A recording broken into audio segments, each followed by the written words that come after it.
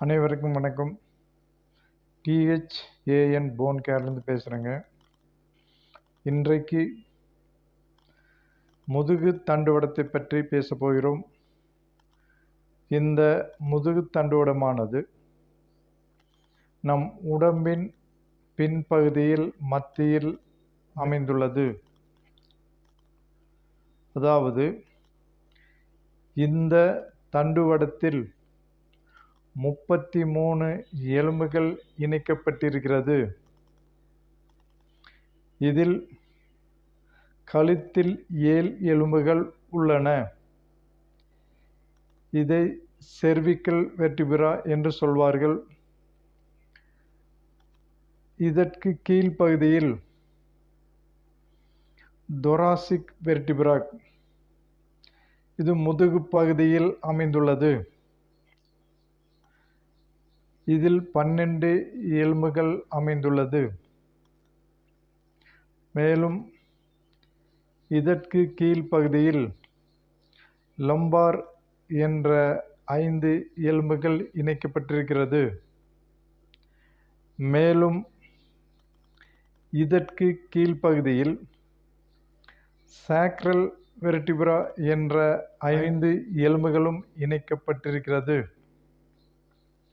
மேலும் கடைசியாக 4 எலும்புகள் வால் பகுதியில் காக்ஸா என்ற எலும்புகள் அமைந்துள்ளது.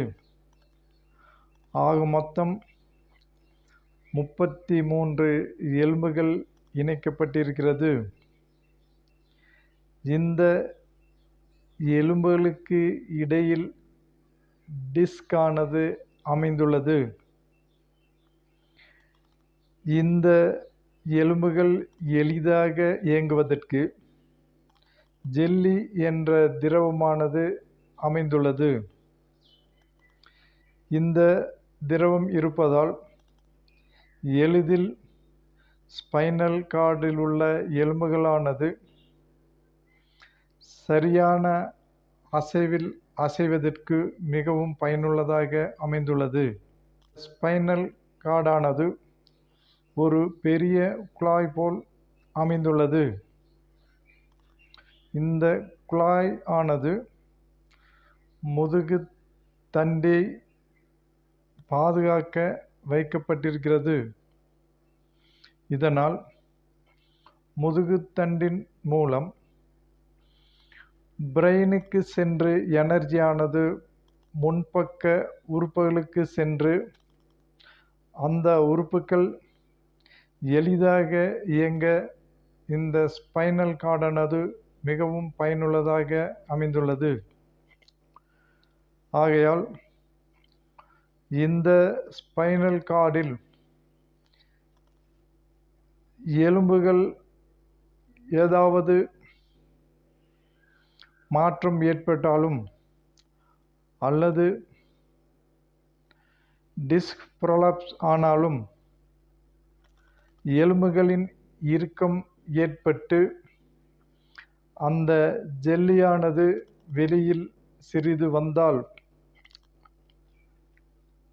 2 எலும்புகள் ஒன்றோடு ஒன்று உராயும் பொழுது வலியானது ஏற்படுகிறது. இதைத்தான் ஸ்லிப்ட் டிஸ்க் என்று சொல்வார்கள். ஆகையால் நம் உடலுக்கு ஒரு முக்கியமான ஒரு உறுப்பு ஸ்பைனல் கார்டு ஆகும். அதாவது வர்மா சிகிச்சை, வர்மா மசாஜ் மூலமும், டான் தெரப்பி மூலமும், கைரோ பிராக்டிஸ் மூலமும், ஸ்பைனல் கார்ட் தெரப்பி மூலமும் இந்த சிகிச்சையானது சிறப்பாக அளிக்கப்படுகிறது.